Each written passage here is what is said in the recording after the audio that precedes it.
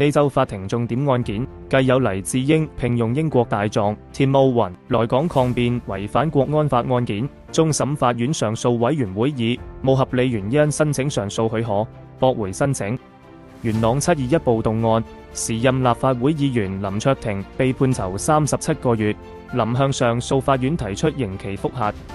另外，繼續審理嘅92籤恐怖炸彈案，爆炸品專家形容被告所擁有嘅化學品經過攪拌即可製成高性能炸藥，爆炸會造成50米範圍內嘅傷亡。壹傳媒創辦人黎智英被控串謀勾結外國勢力，審理超過145日。黎喺2022年10月獲高等法院批准，聘用英國御用大狀 Tim Owen來港抗辯，律政司上訴失敗。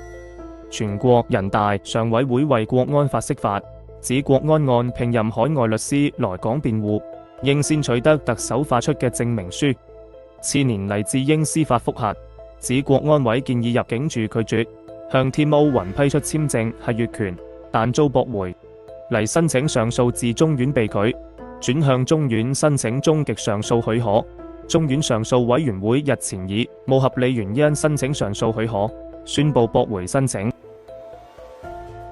立法會前議員林卓廷被指與6名男子於2019年牽涉721元朗港鐵站內參與暴動及投擲垃圾桶蓋等，7人早前被裁定暴動罪成，林卓廷被判監禁37個月，另外6名被告則判囚25至31個月不等。繼其中3名被告楊朗、尹仲明同葉音星早前不服定罪，向上訴庭申請上訴後，林卓廷同另一被告余家豪日前亦就定罪同判刑向上訴庭提出上訴，現時案件未有排期聆訊。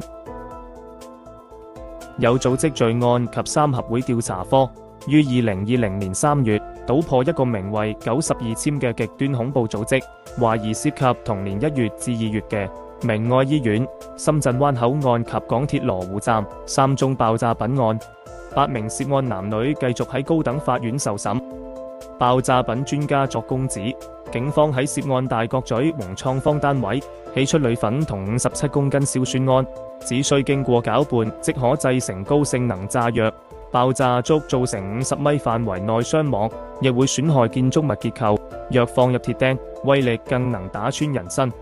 專家又指，現場搜獲嘅高性能炸藥撒旦的母親 TATP 可作為引爆嘅雷管。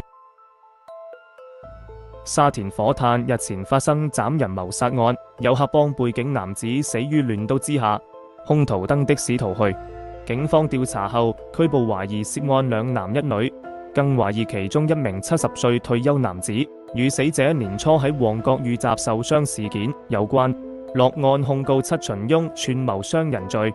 另1名被捕女護士疑曾協助事件做睇水，讓疑兇潛逃，被控誤導警員罪及協助疑犯罪。2人日前喺沙田法院提堂，法庭將案件押後至5月15號再提訊。男被告不准保釋，女被告則准以2萬元保釋候查，期間不可離港，亦不准直接或間接與本案在逃疑犯聯絡。呢週法庭新聞重點講到呢度，下週再見。